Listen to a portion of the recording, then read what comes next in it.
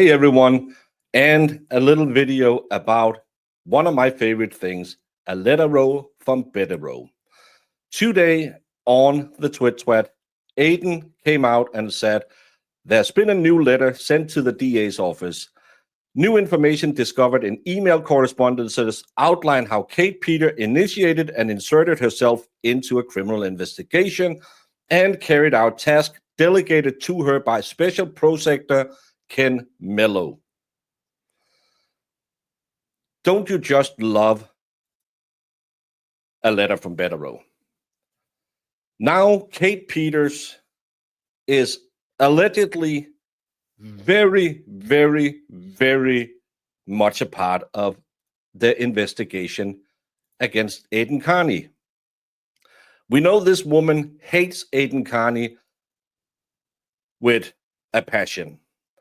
But in this 13-page discovery letter from Bederow, which I'm sure Aidan will be reading tonight on his show, 9 p.m. Eastern, this place to be tonight. This whole thing now looks more like a personal vendetta dressed up as a criminal case. And in the middle of the spider web, you have Kate Peter, who, according to the defense, isn't just a witness. She is working directly with Mello and the Massachusetts State Police. This is what is accused in black and white. And just after this story dropped, Kate went on the Twitter and posted what looks a whole lot like damage control.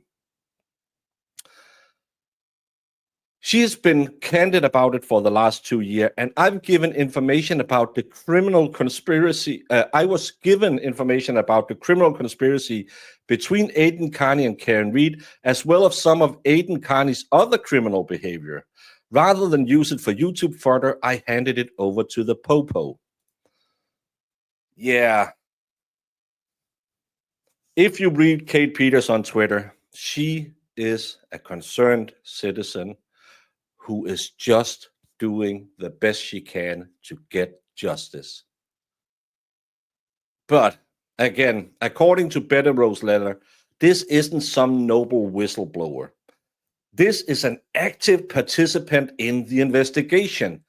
And while she allegedly has her own criminal charges hanging over her head, but we're just getting started. Because in the letter, there's a lot of names we know being named. First of all, Special Prosecutor Ken Mello, the man who is too sick to be the Special Prosecutor, but still gets paid, I think. Then we get to the man, the myth, the legend, Brian Tully. Remember him from the Karen Reed case? You'll remember the next one, Sergeant Yuri Bukaki, the man who just got rehomed. He's also mentioned in this letter. Does this have anything to do with him getting a new position that's actually a promotion? Lieutenant John Fanning, the man who didn't get reprimanded because he claimed, oh, I didn't open the text from, you guessed it, former trooper Michael Proctor. Yep, Michael Proctor, famous from the Karen Reed case, is also involved in all of this. Isn't it funny? But hey, everything is on the up and up.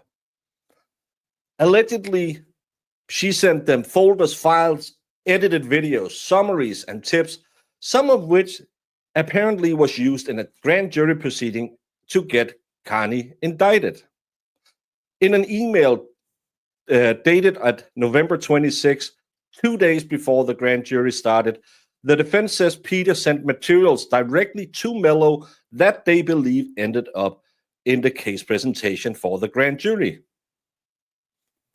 Interesting. And on January 3rd, Kate Peters emailed Mello and Tully with a list of 27 individuals connected to Aidan Kearney. The defense really want to know, who are these 27 people? What did Kate Peters send to these people? And how was it used?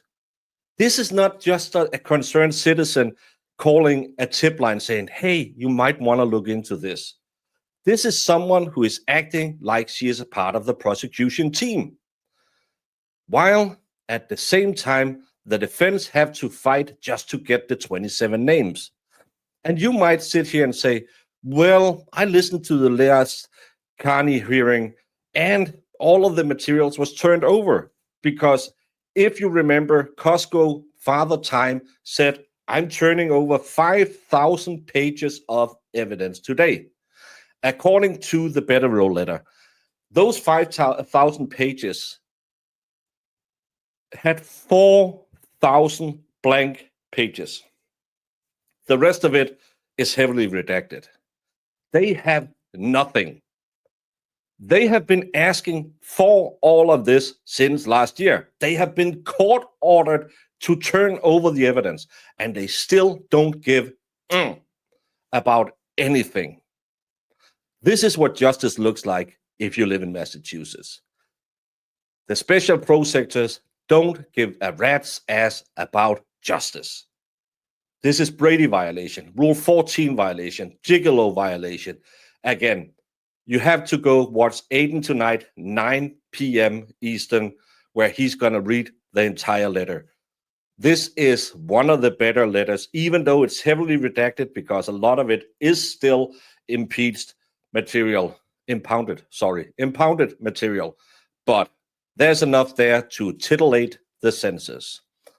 And let's not forget, while all of this went on, while Kate was the young, sweet lady just wanting justice, she had her own 2 cases that from November 22, where she was charged with violating a protective order in Suffolk County, and November 23, charged again in Stoughton District Court for the same thing.